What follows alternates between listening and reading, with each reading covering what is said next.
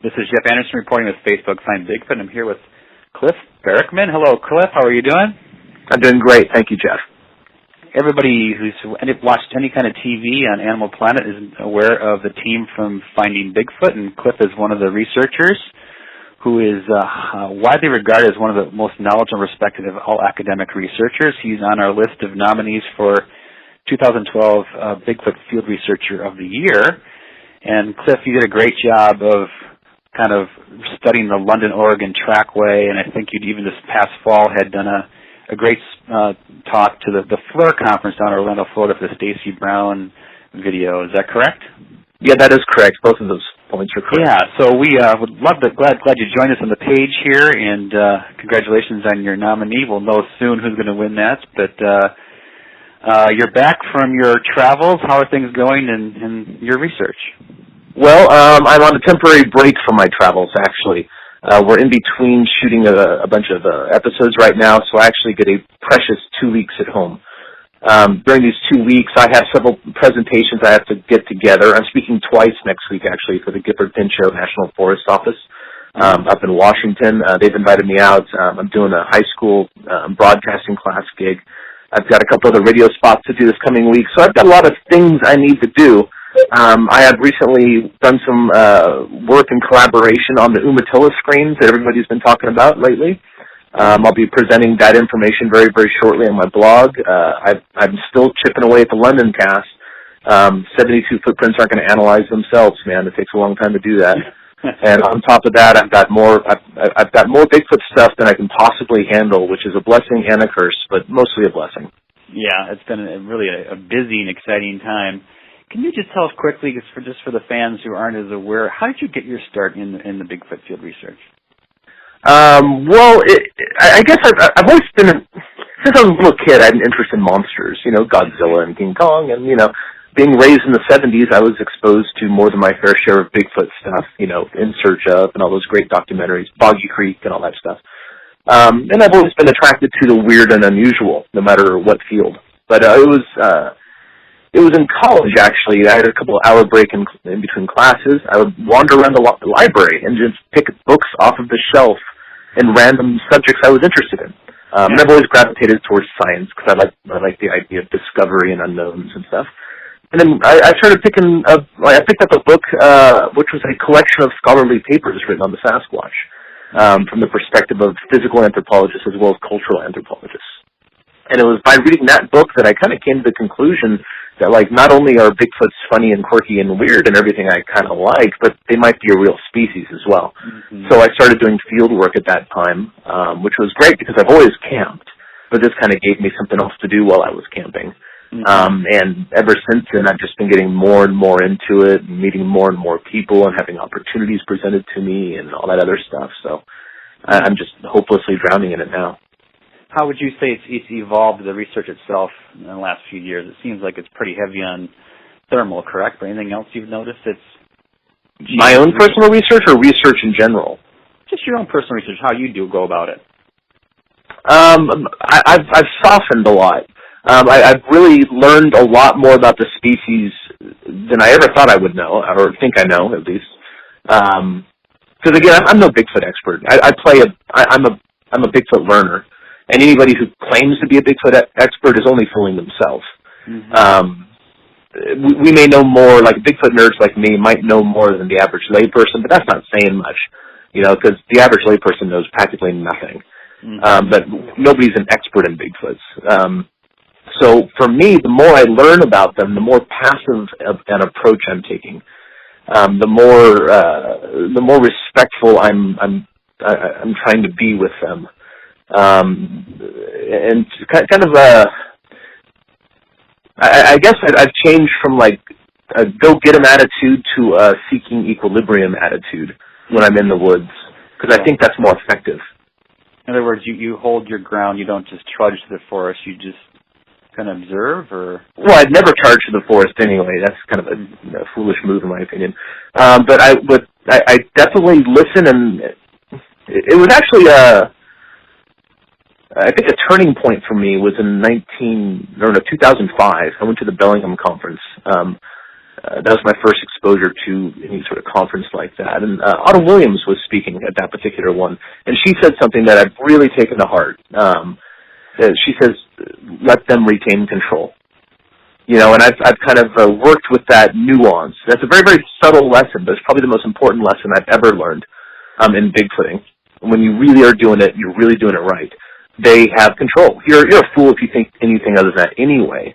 But once you accept that and let them totally retain control, then it's a matter of just how can you coax them to come in? How can you coax them to learn to trust you? What can you do to encourage the behavior that they'll exhibit so you might be able to see one or leave a print or do something that we can learn a little bit from? One of the things we talk about on our page quite a bit is, they have to be highly intelligent, right? I mean, they can see something from clearly intelligent. And so how do you explain to, the layperson that there's potentially a 9-foot tall, 600-pound creature that can hide so well? I mean, how do you explain that to people? Oh, same way I explain why people don't see mountain lions very often. They're just a matter of fact. It's there. And I really have stopped trying to convince anybody. I'm not even doing this to disprove the species. I don't care. I know they're real. Why do I care what other people think? When you're right, you don't have to convince anybody. But when people ask, because very often somebody asks me that question in disbelief. In other words, they're challenging me. And I'm not interested in that. That's stuff for kids, man. I'm not interested in proving something to somebody else. I'm interested in learning about it. So when people do ask me that, and they're not challenging me, if they're challenging me, I'm just not going to engage. Yeah, I've got better things to do with my time, Right. I've got so little of it to begin with. I don't want to waste it on somebody that's probably not going to hear what I'm saying anyway. But if somebody's actually man, these things might be real, well, how do they hide? Or, if they present the question in an appropriate way, I'll just give them the facts or at least what I perceive as being true, which I guess is what the definition of a fact is, really. Belief anyway. I would just tell them, well, they do this. They seem to do this.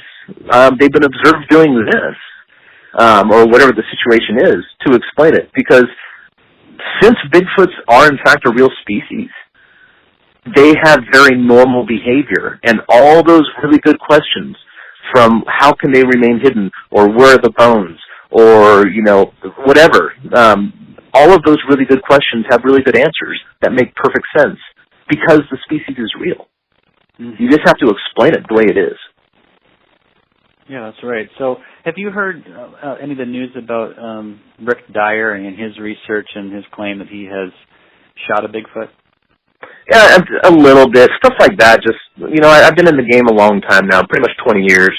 Yeah. I hear stuff like that a lot more than I wish I did. Yeah.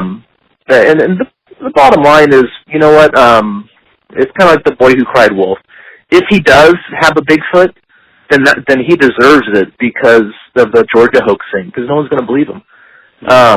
That's my opinion on the whole thing, at least, is that it kind of doesn't matter now.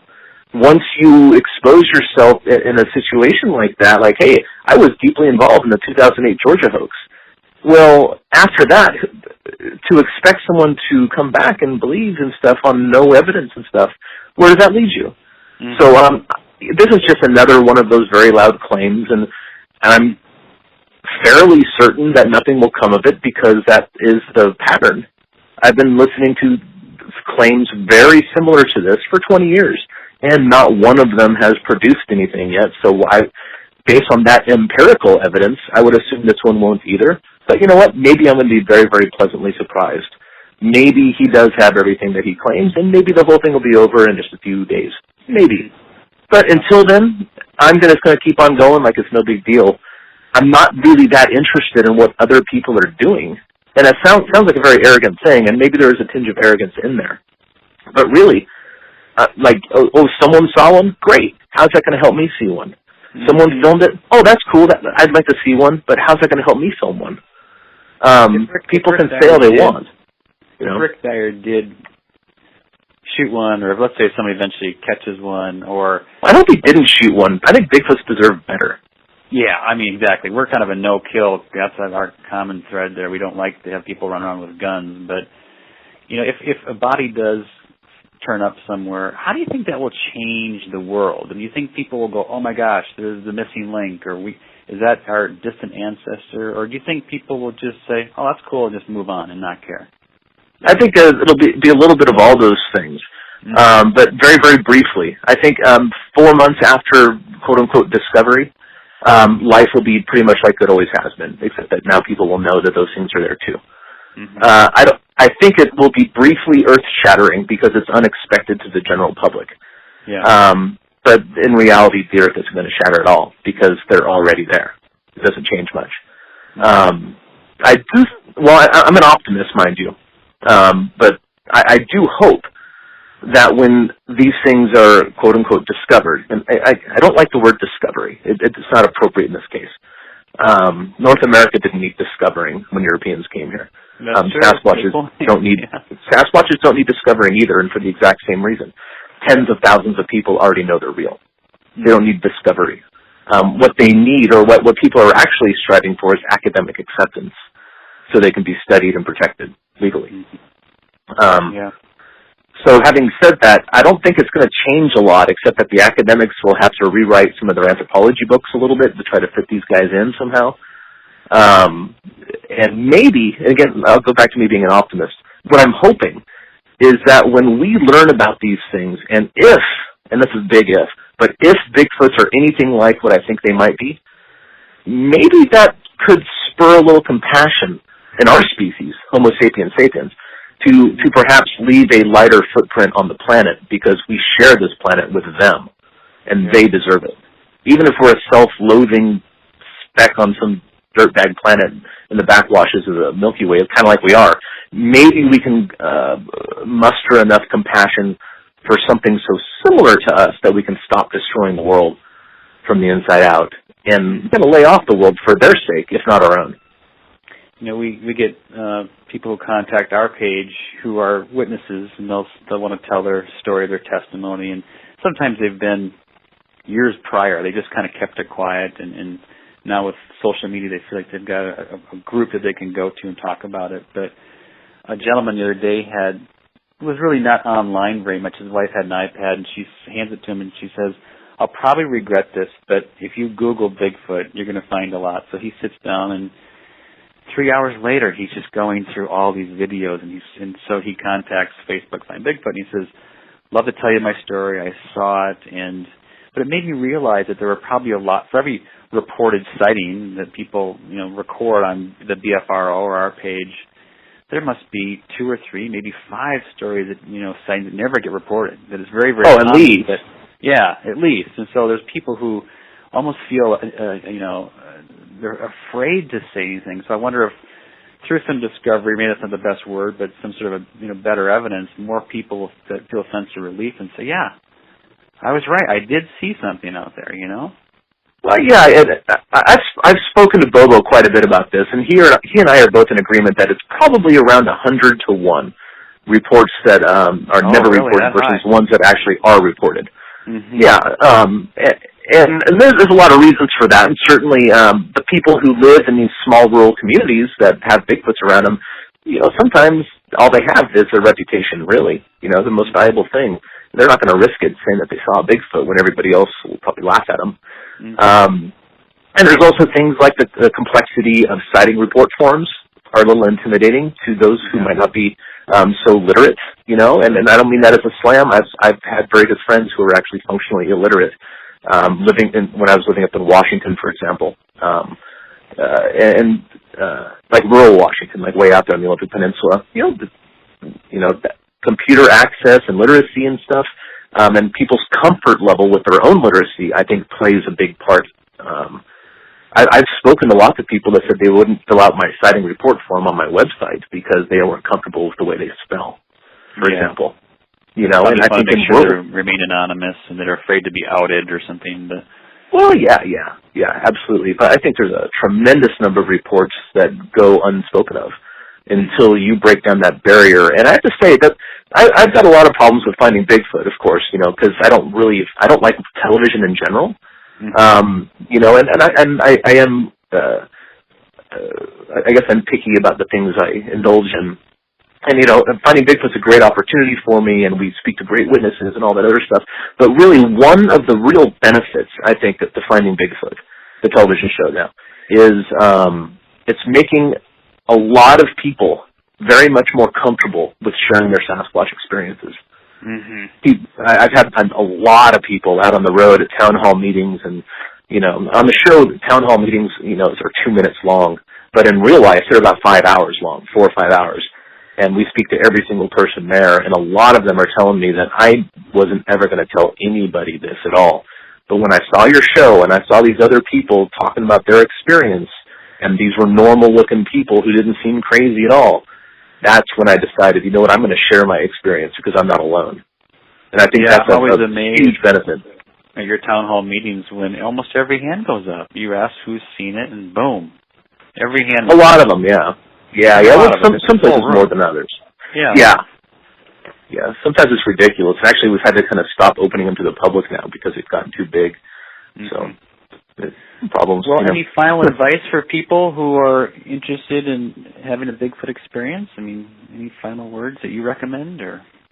There's always advice to give. Number one, patience and perseverance would probably be the two most important traits a Bigfooter could ask for. I would recommend enjoying yourself whether or not Bigfoots are there or not, because frankly, they're mostly not there. Besides one spot I have in particular that seems to be very, very productive, and I can't explain why yet, but I'm working on it. In general, bouncing around to some of the best spots you can go to, Bluff Creek or the Olympic Peninsula or, the Mendocino or the Sierras or the Blue Mountains, you seem to run across something like a knock or something about maybe 10% of the time, maybe. Mm-hmm. So make sure that you're out there for the right reason, I guess, which is enjoying yourself out in the woods. Your woods, our woods, the lands belong to us, the public in America. Enjoy them, take care of them, because we're not the only things that use them. And every once in a while when that Bigfoot pops around, really relish that because it's fairly rare. TV show gives a bad perspective, like a distorted perspective of it. And it's certainly all these people that go out in the woods and encounter Bigfoots every time they go out, they certainly skew the perspective quite a bit as well, in my opinion. So be patient, enjoy it for what it is, even when Bigfoots aren't there, I think. Great advice. This is advice from Cliff Barackman from Finding Bigfoot. He's also a researcher in his own right. So thank you again. Hey, anytime, man. Happy to help out.